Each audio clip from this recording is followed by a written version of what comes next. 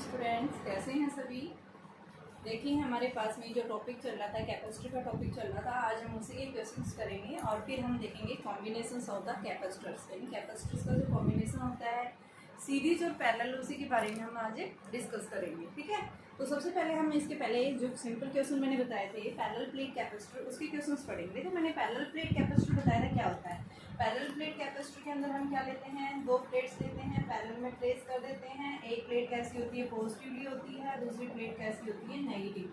कैसी प्लेट होती है, ये मेटल की प्लेट होती है। अगर हम इन दो प्लेट्स को प्लेस कर देते हैं, मान लो मैंने पैरेलल प्लेट कैपेसिटर कैसे बनाते हैं ये भी बताया था कि अगर आपके पास में क्या है, एक पॉजिटिवली एक प्लेट, दो प्लेट्स लेते हैं। एक प्लेट कैसी है, पॉजिटिवली चार्ज होती है, उसको हमने फुली चार्ज कर रखा था एक बैटरी के थ्रू। ठीक है, दूसरी प्लेट अनचार्ज है। इंडक्शन के कारण इसके नियरेस्ट फेस पे अपोजिट एंड का चार्ज इंड्यूस हो जाता है, फारदेस्ट एंड पे पॉजिटिव। ठीक है, अब इलेक्ट्रोस्टैटिक फोर्स ऑफ अट्रैक्शन यानी नियरेस्ट फेस जो है ये क्या है, स्ट्रॉन्ग फोर्स ऑफ अट्रैक्शन से बाउंड है, और फारदेस्ट फेस है वीक फोर्स ऑफ रिपल्सन से ये क्या होती है, लेस बाउंड होती है। तो हम क्या कर देते हैं, इसका जो फार्दर एंड होता है प्लेट का, पॉजिटिव एंड, उसका हम क्या कर देते हैं, अर्थिंग कर देते हैं, ग्राउंड में चार्ज को ट्रांसफर कर देते हैं। तो एक प्लेट हमारी कैसी बन जाती है, पॉजिटिव, और दूसरी प्लेट कैसी बन जाती है, नेगेटिव। तो इन दोनों प्लेट्स के बीच में क्या एग्जिस्ट करता है बेटा, यूनिफॉर्म फील्ड एग्जिस्ट करता है। कब एग्जिस्ट करेगा, जब आपके पास में इन दोनों प्लेट्स के बीच में एक डिस्टेंस जो है वो स्मॉल डिस्टेंस है, किसके comparison, as comparison to the size of the metal plates. ठीक है, इसके कंपैरिजन जो है यहाँ पे इन दोनों के बीच की डिस्टेंस स्मॉल होती है, तो उस केस में हम क्या बताते हैं, यूनिफॉर्म फील्ड लाई करेगा। लेकिन इसके एंड्स के ऊपर यहाँ पे जो फील्ड है वो कैसा होता है, नॉन यूनिफॉर्म फील्ड होता है, जिसको हम क्या बोलते हैं, क्या है वो, एज इफेक्ट। हम इस एज इफेक्ट को क्या करते हैं, नेग्लेक्ट करते हैं। हम ओनली इसके बीच में हम क्या बताते हैं, क्या है, यूनिफॉर्म फील्ड है। और ये यूनिफॉर्म फील्ड होने की वजह से क्या करेगा, इलेक्ट्रिक फील्ड है, तो इलेक्ट्रिक फील्ड होगा तो क्या करेगा, एनर्जी भी स्टोर करेगा। किस फॉर्म में, इलेक्ट्रिक फील्ड की फॉर्म में। तो सबसे पहले मैंने यहाँ पे बताया था बेटा, इलेक्ट्रिक फील्ड जो है वो कितना एग्जिस्ट करता है, किसके लिए, एक पैरेलल प्लेट कैपेसिटर। कैपेसिटर हमारा तभी फॉर्म होता है जब हमारे पास में दो प्लेट्स कैसी होंगी, एक पॉजिटिवली प्लेट होगी, दूसरी कैसी होगी, नेगेटिव होगी, तो ही हमारा कैपेसिटर फॉर्म होता है, जिसको हम बोल रहे थे पैरेलल प्लेट कैपेसिटर। इससे पहले मैंने क्या बताया था, आपके पास में एक आइसोलेटेड कंडक्टर होता है, एक सिंगल कंडक्टर। सिंगल कंडक्टर भी हमारा जो है किस तरह से बिहेव करता है, कि कैपेसिटर की तरह बिहेव करता है, जहाँ पे उस सिंगल कंडक्टर की जो दूसरी प्लेट होती है वो कहाँ पे होती है, इनफाइनाइट डिस्टेंस के ऊपर होती है। लेकिन वो क्या करता है, वहाँ पे जो एनर्जी है वो लगातार कंटिन्यूसली क्या होती है, इनफाइनाइट डिस्टेंस से क्या होती है, वो बाउंड नहीं, यानी कि जो है डिस्ट्रीब्यूट होती है। ठीक है, दूसरा जो हम उसकी जो लिमिटेशंस बताते हैं कि सिंगल कंडक्टर के पास कैपेसिटेंस जो होता है वो क्या होता है, वेरी स्मॉल होता है। हम उसकी कैपेसिटेंस को इंक्रीज करने के लिए स्पेशल टाइप्स के कैपेसिटर्स बनाते हैं, जो हमारे पास में, सबसे पहले हम बात करते हैं किसकी, ये पैरेलल प्लेट कैपेसिटर, जो हमारे सिलेबस में पैरेलल प्लेट कैपेसिटर है। दूसरी टाइप्स के कैपेसिटर्स भी आते हैं। दूसरे टाइप्स की कौन से, आपका स्फेरिकल कैपेसिटर, दूसरा जो है एक मैंने बताया पैरेलल प्लेट कैपेसिटर, दूसरा हमने बताया स्फेरिकल, एंड थर्ड जो है वो सिलेंड्रिकल। हम इन दो के बारे में ओनली इनकी वैल्यू निकालना देखेंगे, इनके रिजल्ट के बारे में पढ़ेंगे। क्यों, क्योंकि एनसीईआरटी के अंदर हमारे पास में इसके दो न्यूमेरिकल्स दिए हुए हैं। हम जो है पूरी डिटेल के अंदर यहाँ पे ओनली पैरेलल प्लेट कैपेसिटर की बात करेंगे। पैरेलल प्लेट कैपेसिटर जो होता है, इन दो प्लेट्स के बीच में क्या होता है, यूनिफॉर्म फील्ड एग्जिस्ट करता है। वो यूनिफॉर्म फील्ड जो होता है वो कितना होता है, उसकी वैल्यू निकालेंगे। पॉजिटिव प्लेट के कारण क्या होगा, इलेक्ट्रिक फील्ड इस तरफ जाएगा, नेगेटिव प्लेट के कारण भी इलेक्ट्रिक फील्ड किधर जाएगा, इस साइड जाएगा। ठीक है, तो ये हमारे पास में इन दोनों के बीच में जो फील्ड आता है वो क्या आता है, E1 प्लस में E2 आता है। ठीक है, तो दोनों प्लेट्स के बीच हम क्या निकाल रहे हैं, फील्ड निकालना चाह रहे हैं। तो उस फील्ड को हम कैसे निकालेंगे, तो देखिए एक सिंगल इनफाइनाइट प्लेन शीट रखी है। सिंगल इनफाइनाइट प्लेन शीट के लिए, लार्ज इनफाइनाइट शीट के लिए इलेक्ट्रिक फील्ड जो है वो हमने क्या पढ़ा है, सिग्मा अपॉन 2 एप्सिलॉन नॉट।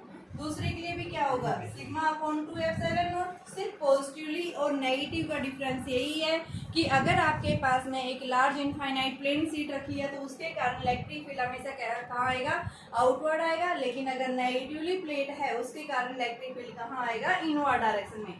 तो यहाँ से हमारे पास में क्या आएगा, sigma upon 2 epsilon naught plus में sigma upon 2 epsilon naught. Net field जो आएगा वो क्या आएगा, सिग्मा अपॉन एप्सिलॉन नॉट। तो यानी इन दोनों प्लेट्स के बीच में इलेक्ट्रिक फील्ड जो एग्जिस्ट करता है वो कितना है, सिग्मा अपॉन एप्सिलॉन नॉट। अब हमने बताया कि भाई यहाँ पे इलेक्ट्रिक फील्ड भी है, तो यहाँ पे हमें क्या मिलेगा, ये कैपेसिटर क्या करेगा, एनर्जी स्टोर करेगा। किस फॉर्म में, इलेक्ट्रिक फील्ड की फॉर्म में। तो उसके लिए हमने एनर्जी भी निकाल दी। उस एनर्जी को हम क्या बोल रहे हैं, क्या है वो, इलेक्ट्रोस्टैटिक फील्ड एनर्जी। तो उस इलेक्ट्रोस्टैटिक फील्ड एनर्जी को हम कैसे निकालेंगे, देखो इलेक्ट्रिक फील्ड है यहाँ पे, ये इलेक्ट्रिक फील्ड क्या करेगा, इन चार्ज पार्टिकल्स के ऊपर फोर्स डालेगा, जिसके कारण चार्ज पार्टिकल यानी कोई भी चार्ज जो है एक प्लेट से दूसरी प्लेट की तरफ क्या कर रहा है, मूव कर रहा है। तो हमने मान लिया नेगेटिव प्लेट से पॉजिटिव की तरफ क्या कर रहा है, एक चार्ज एक स्मॉल डी क्यू क्या कर रहा है, मूव कर रहा है। ठीक है, तो यहाँ पे हमारे पास में जब हमने इनके अक्रॉस क्या कर रखा है, एक बैटरी से कनेक्ट कर दिया है, तो यहाँ पे क्या होगा, small amount of work done होगा। ठीक है, V इज इक्वल टू क्या पड़ा था, W/Q। जब वर्क डन यानी कि स्मॉल चार्ज मूव कर रहा है तो उसके कारण वर्क डन भी कैसा होगा, स्मॉल। तो यहाँ से क्या आ गया, dW is equal to V into D Q. V की वैल्यू क्या है, Q/C dQ। और ये मान लो हमें टोटल वर्क डन निकालना है, तो ये इसके अंदर फुली चार्ज जो है वो Q चार्ज है ये, तो 0 से Q तक यहाँ पे वर्क डन कितना होगा, जब ये full charge Q charge store कर रहा है तो उस केस में वर्क डन कितना होगा। तो यहाँ पे हमारे पास W ये पोटेंशियल एनर्जी की फॉर्म में, और यहाँ से 1/c कांस्टेंट, और इसका बेटा है Q2/2, और इसकी लिमिट 0 to Q। तो यहाँ से हम इसकी वैल्यू रखते हैं तो Q²/2c आती है। ये एनर्जी जो है हमारे पास में क्या है, इलेक्ट्रोस्टैटिक फील्ड एनर्जी की फॉर्म में है। दूसरा फॉर्मूला अगर हम इसको C और V की फॉर्म में लेंगे तो Q को हम क्या रख देते हैं, CV रख देते हैं। यहाँ से हमारे पास क्या आता है, यानी C²V²/2c, C से C कैंसिल, क्या आ गया, हाफ CV²। दूसरी फॉर्म होगी। ठीक है, तीसरा हम एक और निकाल सकते हैं यहाँ से कि आपके पास में U जो है वो क्या है, Q²/2c है, और Q/C जो है वो आपके पास में क्या होती है, Q1/2 इंटू Q/C इंटू में Q/C V होती है, तो QV।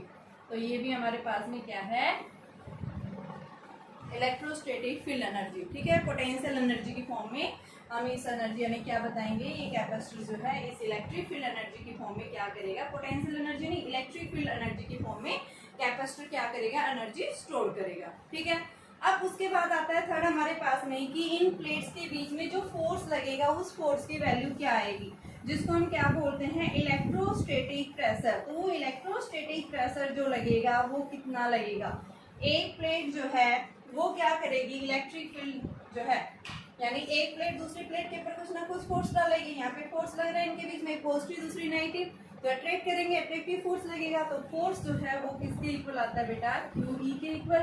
तो Q इलेक्ट्रिक फील्ड एक प्लेट ने दूसरी के ऊपर, तो यहाँ पे इलेक्ट्रिक फील्ड की वैल्यू जो है वो आपके पास में वन प्लेट के कारण जो है क्या आता है, σ/2ε0।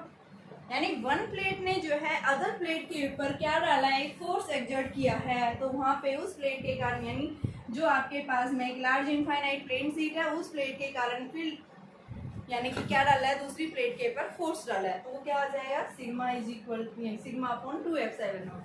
तो हमारे पास में ये वैल्यू Q की जगह जो हम क्या रख सकते हैं, यानी σQ/2ε0, और इस आप जो है बेटा इस सिग्मा की जगह क्या रख सकते हैं, Q/A। तो ये F is equal to sigma into में जो है आप क्या यहाँ से क्या रखेंगे, सिग्मा की जगह वैल्यू पुट कर दो, Q²/में 2ε0A।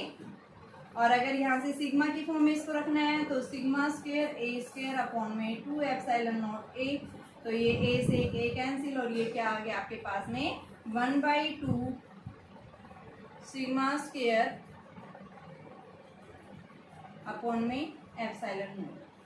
ठीक है, क्या है ये हमारे पास में इलेक्ट्रोस्टैटिक जो है फोर्स है ये। ठीक है, तो हमें क्या निकालना था, इलेक्ट्रोस्टैटिक फोर्स निकालना था। यहाँ से अगर मेरे पास में यहाँ पे इलेक्ट्रिक फील्ड की फॉर्म में अगर ये पूछे तो उसको हम कैसे निकालेंगे, तो इस वैल्यू को निकालने के लिए देखो आपके पास में Q की वैल्यू है ये, तो इसको हम कैसे निकालेंगे, देखिए फोर्स की वैल्यू को निकालना चाह रहे हैं हम, फोर्स में पहले बता चुके हैं बेटा, हम इस तरह से इसको रिप्रेजेंट कर सकते हैं। तो यहाँ से आपके पास में दोनों प्लेट्स के बीच में यानी एक प्लेट ने दूसरी प्लेट के ऊपर फोर्स डाला है, तो वो फोर्स जो है क्या है, Q²/में 2ε0A। Q अगर मैं क्या रखूँ, CV रखूँ, तो यहाँ से F इज इक्वल टू C²V²/में 2ε0A की फॉर्म में आ गया। ठीक है, जिसको हमने क्या रखा है, C²V² और C की वैल्यू क्या होती है, ε0 ए बाई डी, कैपेसिटेंस के बीच में हमने निकाला था कैपेसिटेंस, तो सी स्क्वायर की जगह epsilon naught A by D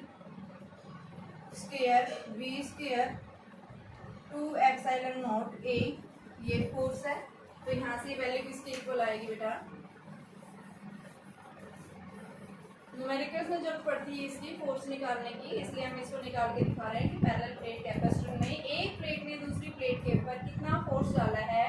तो epsilon naught square A square B square upon 2 epsilon naught A D square, ये एप्सिलॉन नॉट से एप्सिलॉन नॉट कैंसिल, और ये क्या आ गया आपके पास में 1/2 epsilon naught A V square by D square. और हमने एक रिलेशन पढ़ा था E is equal to minus D V by D R, तो डी वी जो है वो क्या आ गया ई डी आर, इसको हम क्या लिख सकते हैं V is equal to E D लिख सकते हैं डायरेक्ट। तो ये आपके पास में फोर्स जो आएगा वो किसके इक्वल आ जाएगा बेटा 1/2 epsilon naught A E square D square upon E D square, V की वैल्यू रखी है ओनली मैंने स्क्वायर के फॉर्म में, तो ये कैंसिल हो गया और ये हमारे पास में फोर्स आ गया इलेक्ट्रिक फील्ड की फॉर्म में। इस फोर्स को हम क्या बोलते हैं इलेक्ट्रोस्टैटिक प्रेशर। ध्यान रखना है इसका फॉर्मूला एक तो ये भी है, आप इसको फॉर्म में भी लिख सकते हैं। ठीक है, यहाँ से अगर सरफेस चार्ज डेंसिटी की फॉर्म में लिखा है तो यहाँ से हम इसको क्या लिख सकते हैं sigma square upon 2 epsilon naught A. ये भी हमारे पास में क्या है फोर्स की, वो सरफेस चार्ज डेंसिटी की फॉर्म में, ये चार्ज की फॉर्म में, और ये हमने इलेक्ट्रिक फील्ड की फॉर्म में हमने क्या लिखा है फोर्स को रिप्रेजेंट किया है। ठीक है, अब आता है आपके पास में energy density between the plates. ठीक है, कि जो पैरेलल प्लेट कैपेसिटर जो होता है वहाँ पे एनर्जी डेंसिटी किसके इक्वल आती है, वेरी इंपॉर्टेंट है एनर्जी डेंसिटी निकालनी। ये तो हमने फोर्स लिखा है, ठीक है। अब हम क्या निकालेंगे बेटा एनर्जी डेंसिटी। तो देखिए एनर्जी डेंसिटी कैसे निकलेगी। एनर्जी डेंसिटी जैसे नाम से इंडिकेट हो रहा है, एनर्जी डेंसिटी का मतलब क्या है कि पैरेलल प्लेट कैपेसिटर ने इन प्लेट्स के बीच में कितनी एनर्जी स्टोर की है पर यूनिट वॉल्यूम, क्या कहलाता है एनर्जी डेंसिटी। तो एनर्जी डेंसिटी होती क्या है सबसे पहले देखिए, energy density means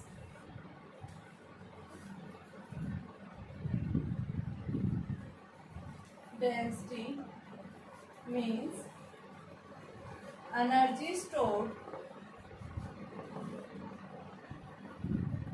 between the plates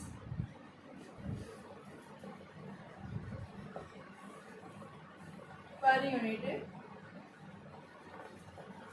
volume is known as energy density।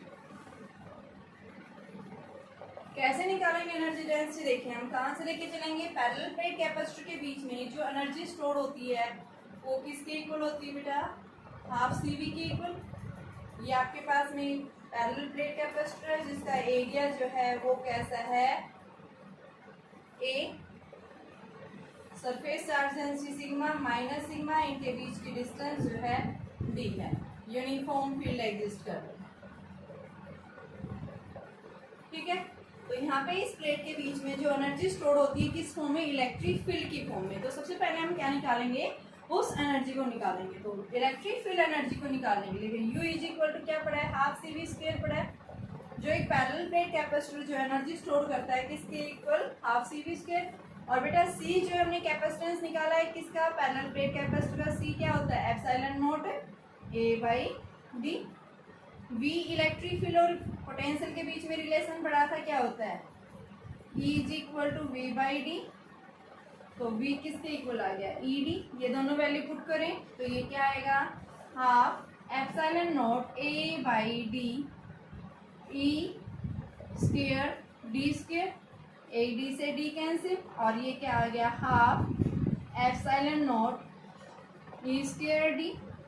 और इसको हम क्या लिख सकते हैं epsilon naught E square A D, A into यानी प्लेट्स का जो है क्रॉस सेक्शन एरिया ए है, डिस्टेंस इनके बीच की कितनी है डी है, तो क्या बन गया ये इनका वॉल्यूम।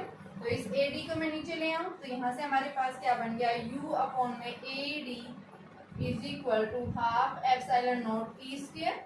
और इसको हम क्या बोलते हैं क्या है energy stored per unit volume A D, यानी क्या है ये इस कैपेसिटर का वॉल्यूम बन गया तो इसको हम क्या बोलते हैं, ये क्या है, एनर्जी डेंसिटी। और एनर्जी डेंसिटी किसके इक्वल आ गई, half epsilon naught E square. Very important relation है, कई बार पूछा जाता है 2 मार्क्स के अंदर कि एनर्जी डेंसिटी क्या होती है, आप किस तरह से ड्राइव करेंगे एनर्जी डेंसिटी को, किसके लिए, पैरेलल प्लेट कैपेसिटर के लिए। ठीक है,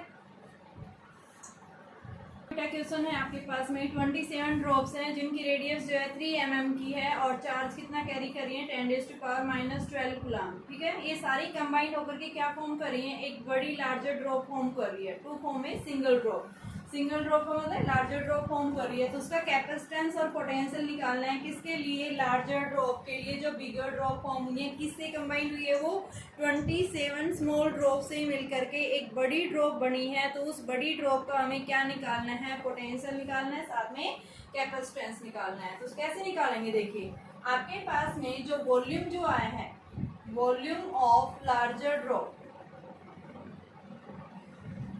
will be equal to the volume of, यानी 27 ड्रॉप्स जो है उनके वॉल्यूम के equal volume of small drops.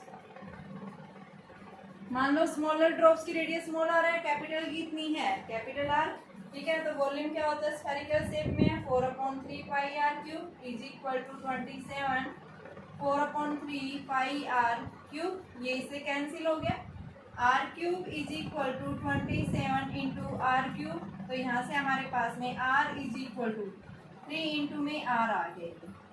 ये लार्जर ड्रॉप की रेडियस आई है, हमें निकालना क्या है, कैपेसिटेंस निकालना है और क्या निकालना है, उसका पोटेंशियल निकालना है। तो हम क्या करेंगे, लार्जर ड्रॉप का जो है कैपेसिटेंस, हमारी जो ड्रॉप है वो किस फॉर्म में है बेटा, ये जो है स्फेरिकल। ठीक है, और हमने कल देखा था आइसोलेटेड यानी सिंगल कंडक्टर जो होता है उसका हमने कैपेसिटेंस निकाला था। तो क्या लिखेंगे, कैपेसिटेंस ऑफ लार्जर ड्रॉप किसके इक्वल होगा, 4 pi epsilon naught r larger drop की रेडियस, और रेडियस किसके इक्वल है, ये 3r, 4 pi epsilon not into में 3r। ठीक है, तो ये क्या आ गया, 4 पाई एप्सिलॉन नॉट क्या होता है, 1/9 इंटू 10⁻⁹ इंटू में 3, आर की वैल्यू दे रखी है आपके पास 3 mm। तो mm यानी कि हमें किस में लेनी है, मीटर में लेनी है ये। ठीक है, तो इसको हम क्या कर देंगे, चेंज कर देंगे। तो आपके पास में देखो कि 3 mm बोल रहा है ये, तो आपके पास में 3 mm यानी 10⁻³ मीटर में आ गया। 1 मिलीमीटर 10⁻³ मीटर के इक्वल होती है। तो ये आपके पास में यहाँ से हम क्या निकाल लेंगे, इसका कैपेसिटेंस निकाल देंगे। ठीक है, अब आ जाओ हमारे पास में नेक्स्ट क्वेश्चन है इसी का कि पोटेंशियल और निकालना है। तो पोटेंशियल निकालने के लिए यानी V is equal to Q/C, charge on the bigger drop. तो हम क्या लिखेंगे, चार्ज ऑन बिगर ड्रॉप किसके इक्वल आएगा, 27 ड्रॉप से मिलके बना है और स्मॉल ड्रॉप्स के ऊपर चार्ज जो है वो क्या है, मान लो Q डैश है, Q डैश की वैल्यू दे रखी है कितनी है, 27 × 10⁻⁻12। ठीक है, ये आपके पास में क्या है, चार्ज है किसके ऊपर, जो बिगर ड्रॉप के ऊपर है। ठीक है, अब निकालना क्या था, पोटेंशियल। पोटेंशियल निकालने के लिए हमारे पास बिगर ड्रॉप का चार्ज है 27 × 10⁻12 और C की वैल्यू हम निकाल चुके हैं। तो कितना आएगा, 9 × 10⁻9 और नीचे क्या आ जाएगा, 3 × 10⁻³ तो ये 9 और यहाँ से बेटा ये 9 इससे कैंसिल हो गया, ये माइनस का 9 और 9 और ये प्लस कैंसिल। तो ये क्या आ गया, पोटेंशियल 81 वोल्ट आ गया।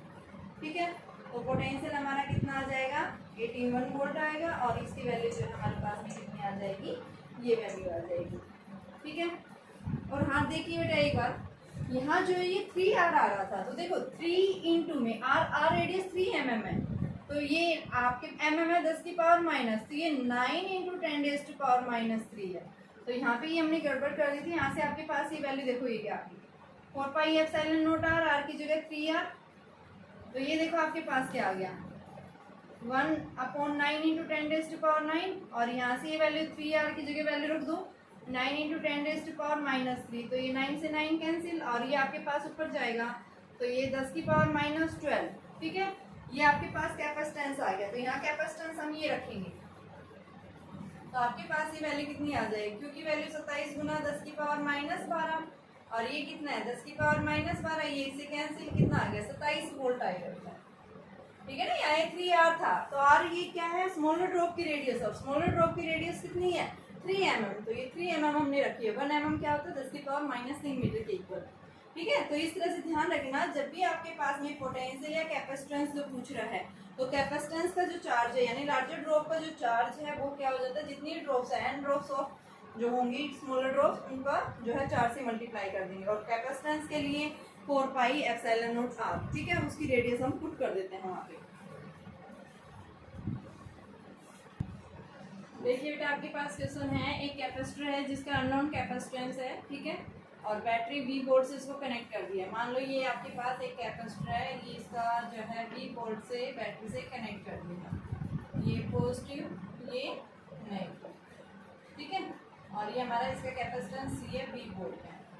The charge stored in it यानी इसके अंदर जो चार्ज स्टोर हो रहा है वो कितना है 360 माइक्रो कूलम। मान लो इनिशियल चार्ज क्या था, चार्ज Q है।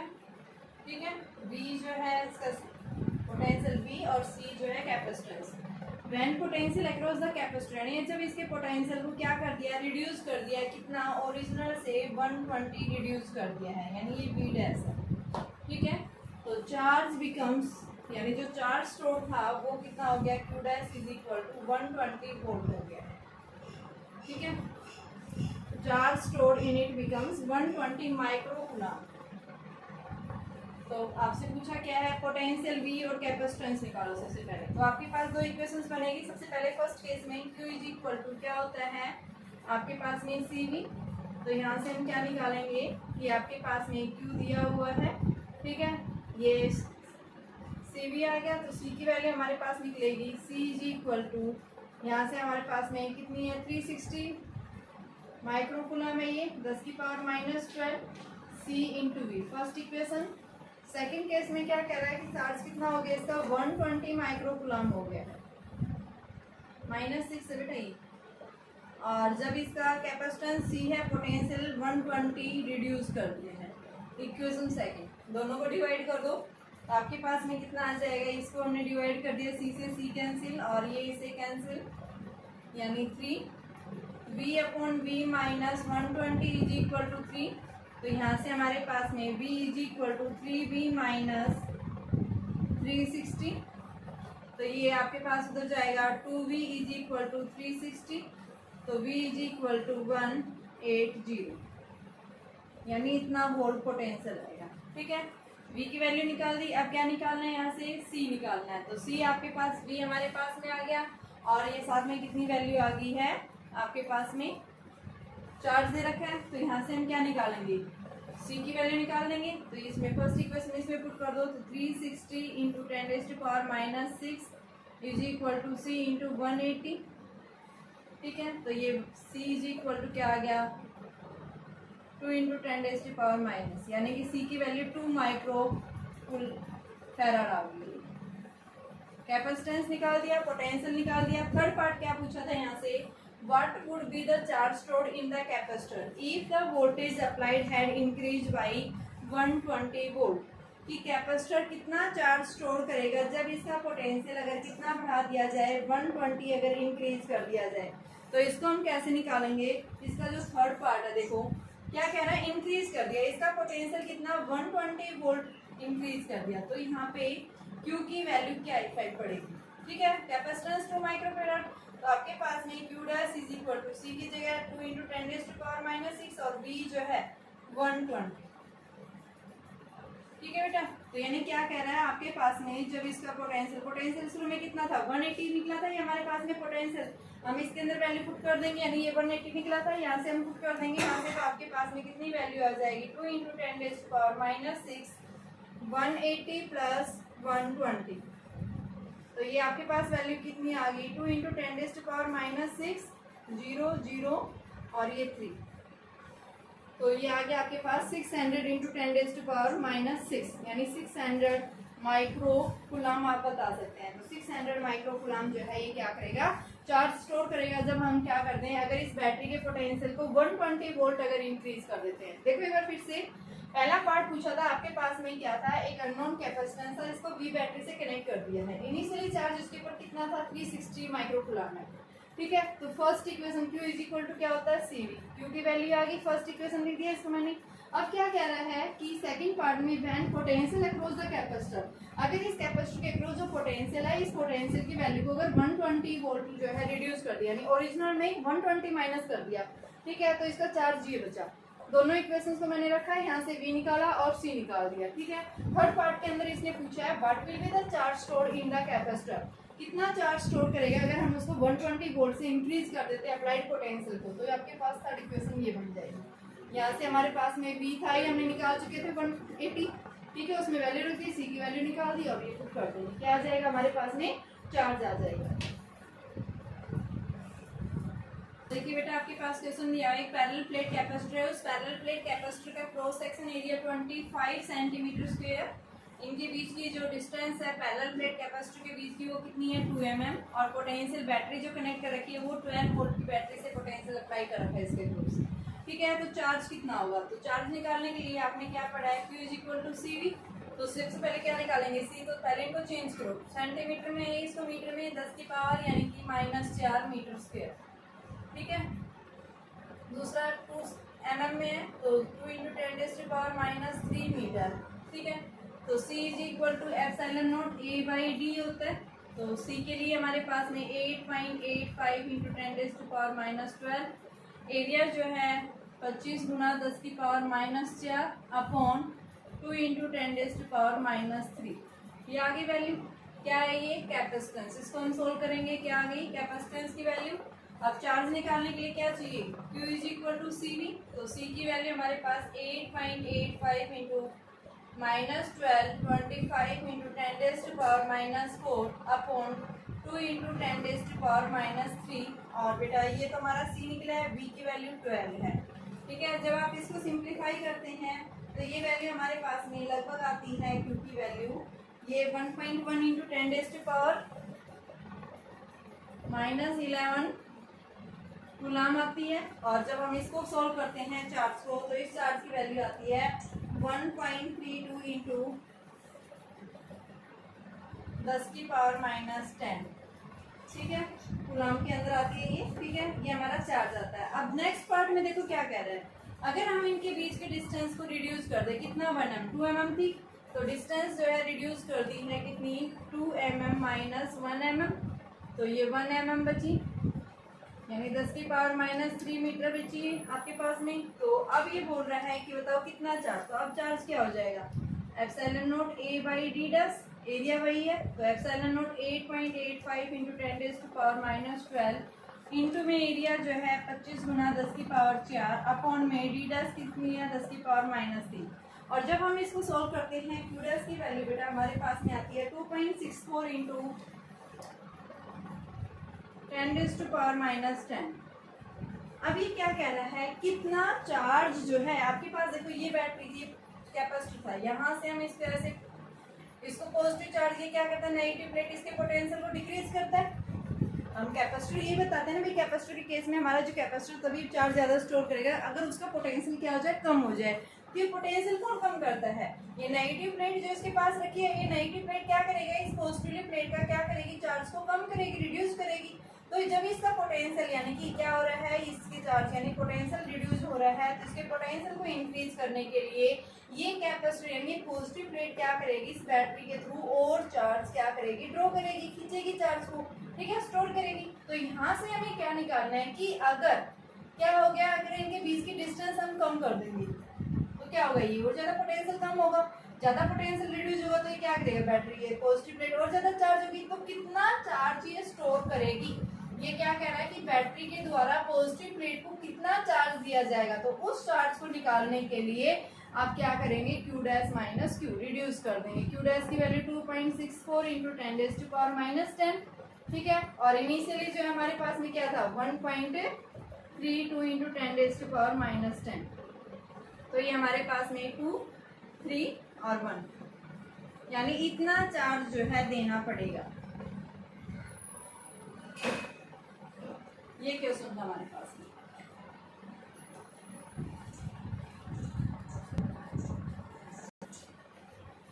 बेटा आपके पास एक क्वेश्चन दिया हुआ है, क्या कह रहा है, एक स्फीयर है जिसकी रेडियस जो है वो क्या है 0.03, ठीक है। ये सस्पेंड है किसके अंदर, एक होलो स्फेरिकल, यानी जिसकी रेडियस जो है, यानी इसके अंदर इस ये क्या है होलो स्फीयर, इस होलो स्फीयर के इनसाइड जो है स्फीयर जो था 0.03, और एक दूसरा स्फीयर है जो होलो स्फीयर के अंदर ये वाली सस्पेंड हो रही थी, और जो दूसरा स्फीयर है होलो स्फीयर, इसकी रेडियस दे रखी है 0.05, ये 0.05 मीटर है, ये भी मीटर है, ठीक है। इसको क्या क्या हुआ है, अंदर वाली ये जो है इस होलो स्फीयर के अंदर क्या हो रही है, सस्पेंड हो रही है, ठीक है। पूछा क्या है यहाँ से कि if the inner sphere is charge to a potential, अगर अंदर वाले को क्या दिया गया है, एक पोटेंशियल। देखो हमने ये स्फेरिकल कैपेसिटर पढ़े थे, हमारे पास दो कैपेसिटर थे इस तरह से, कैपेसिटर यानी होलो स्फीयर्स थे। हमने क्या किया था, इसकी रेडियस ए मानी थी, इसकी रेडियस मैंने क्या मानी थी, बी मानी थी।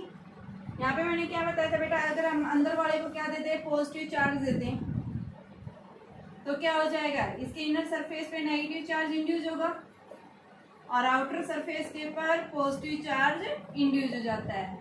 तो हम आउटर सरफेस जो पॉजिटिव चार्ज है इसका हम क्या कर देते हैं, अर्थिंग कर देते हैं, पूरा चार्ज ये आउटर सरफेस के ऊपर जो चार्ज होता है ग्राउंड में ट्रांसफर हो जाता है, ठीक है। अर्थिंग कर दिया इसका, ओनली चार्ज किसके ऊपर, अंदर, तो यहाँ पे अंदर की तरफ नेगेटिव, यहाँ की तरफ कैसा है पॉजिटिव, तो यानी क्या होगा, यहाँ पे पैरेलल प्लेट कैपेसिटर बन गया। इनके बीच में क्या होगा, ओनली इस रीजन में क्या होगा, चार्ज स्टोर होगा इस रीजन में। इसके इनसाइड भी इलेक्ट्रिक फील्ड क्या होगा, जीरो, और आउटसाइड भी क्या होगा, electric field zero. Outside electric field कैसे हुआ, क्योंकि यहाँ इसके कारण क्या होगा भाई, आपके पास में बाहर की तरफ इलेक्ट्रिक फील्ड जाएगा ऐसे, और नेगेटिव चार्ज के कारण क्या होगा, इलेक्ट्रिक फील्ड ऐसे आएगा। तो ये क्या कर रहे हैं, एक दूसरे को कैंसिल आउट कर रहे हैं, और ये क्या है, होलो स्फीयर है, ठीक है। कैविटी के अंदर इलेक्ट्रिक फील्ड क्या होता है, जीरो होता है। तो यहाँ हम क्या बता रहे हैं कि होलो स्फीयर के इनसाइड और आउटसाइड जो है फील्ड क्या होगा, जीरो। ओनली जो फील्ड होगा वो कहाँ पे स्टोर होगा, इस रीजन के अंदर, ए और बी के अंदर, जिसकी रेडियस क्या है, ए से ज्यादा है और बी से कम है, उस रीजन के अंदर ओनली इलेक्ट्रिक फील्ड क्या होगा, यहाँ पे एग्जिस्ट करेगा। और इलेक्ट्रिक फील्ड जहाँ होगा वहाँ पे क्या होगा, ये एनर्जी स्टोर करेगा, वर्क डन होगा यहाँ पे, ठीक है। तो यानी ये कैपेसिटर की तरह रोल करेगा। दो प्लेट्स होगी, पॉजिटिव नेगेटिव। तो यहाँ पे हम इनका क्या निकालते हैं, सबसे पहले मैंने कैपेसिटेंस निकालने के लिए, देखो कैपेसिटर निकालने के लिए, कैपेसिटेंस निकालने के लिए हमें तीन मेथड बताए थे। पहले तो भाई क्या दो, प्लेट्स को चार्ज दो, चार्ज दे दिया इसको, ठीक है। चार्ज देने के बाद फिर दूसरा पॉइंट क्या निकालेंगे भैया, हम यहाँ पे इलेक्ट्रिक फील्ड देखेंगे। इलेक्ट्रिक फील्ड आ जाता है तो तीसरा काम क्या है, यहाँ से पोटेंशियल निकालना, और जब पोटेंशियल आ जाता है फिर हम क्या करते हैं, यहाँ से कैपेसिटेंस। कैपेसिटेंस क्या होता है, C is equal to Q by V, ठीक है। तो चार्ज हमने कितना दे रखा है, इसको Q चार्ज दिया हुआ है, V निकालेंगे, V तो नहीं है अभी हमारे पास में। तो इस V को निकालने के लिए देखो आप इसको किस तरह से निकाल सकते हैं, हमें क्या करना है, देखो हमने अंदर वाले स्फीयर को चार्ज दिया, इसके कारण जो है यानी कि हम पोटेंशियल देखेंगे। सबसे पहले इसके कारण अंदर इनर सरफेस के कारण क्या हो जाएगा, Q अपॉन में 4 पाई एप्सिलॉन नॉट A, और इसके पर चार्ज कितना है, minus Q upon 4 pi epsilon not B। तो यानी एक तरह से आप ये बता सकते हैं कि B की वैल्यू जो आएगी Q upon 4 pi epsilon not 1 by A minus 1 by B, ये पोटेंशियल आ गया। और अब C निकालने के लिए क्या होता है, Q बाई B। ये डेरिवेशन मैंने करवा भी चुकी है, और फिर भी आपको थोड़ा सा इजीली ट्रिक से आप निकाल सकते हैं किसी भी तरह से, अगर आपको दिया है तो Q की वैल्यू एज इट इज, और यहाँ से B की वैल्यू पुट कर दो, Q upon 4 pi epsilon not, ठीक है। और यहाँ से हम क्या लिखेंगे, 1 by A minus 1 by B। तो ये क्या आ गया बच्चों आपके पास में, Q से Q कैंसिल, और ये 4 pi epsilon naught A B upon में B माइनस A, क्या आ गया, ये हमारे पास में स्फेरिकल प्लेट का कैपेसिटेंस आ गया। तो यहाँ पे भी क्वेश्चन इसी तरह से है कि भाई आपके पास में क्या है, एक स्फेरिकल बॉल है, वो क्या करे, एक होलो स्फीयर के अंदर फ्रीली सस्पेंड कर रही है, जहाँ पे इसकी अंदर वाले की रेडियस ये है, आउटर वाले की ये है। अंदर वाले को जो है पोटेंशियल दिया है, कितना दिया है, 1500 वोल्ट, और आउटर को क्या कर रखा है, अर्थिंग कर रखा है, ठीक है। तो ओनली इलेक्ट्रिक फील्ड कहाँ एग्जिस्ट करेगा, इस रीजन में एग्जिस्ट करेगा, यानी क्या बन गया, एक स्फेरिकल कैपेसिटर फॉर्म हो गया आपका, ठीक है। तो अब देखिए यहाँ पे क्या पूछा इसने, स्फेरिकल कैपेसिटर फॉर्म होने के बाद में आउटर स्फीयर को आउट कर दिया, तो इसने पूछा find the capacitance and charge on the inner sphere. Capacitance निकालना है और साथ में चार्ज बताना है, इनर स्फीयर के ऊपर कितना चार्ज आएगा, ठीक है। तो यहाँ से V दे रखे हमें, ठीक है। तो कैपेसिटेंस निकालो, C is equal to 4 pi epsilon naught A B upon B minus A। 4 pi epsilon naught की जगह 1/9 इंटू 10⁻⁹। A की वैल्यू कितनी है, 0.03, B की वैल्यू कितनी है, 0.05, और ये कितना है B, 0.05 माइनस 0.03। तो यहाँ से हम इसको सोल्व करते हैं। ये वैल्यू हमारे पास लगभग आ जाती है कि सी की 8.33 पिकोफैराड। ठीक है, ये हमारा सी आया। तो क्यू निकालने के लिए क्या करेंगे, सी वी जो आया यानी सी जो आया 8.33 इंटू वे पिकोफैराड आपके पास 10 की पावर -15 और 500 इसको मल्टीप्लाई कर देंगे, क्या दे देगा ये हमें, चार्ज दे देगा। और इस चार्ज की वैल्यू जो है बच्चों कितनी आती है, ये आपके पास में -1.25 -12 लगता है, ये आपके पास में क्या आ जाएगी, चार्ज आ जाएगी।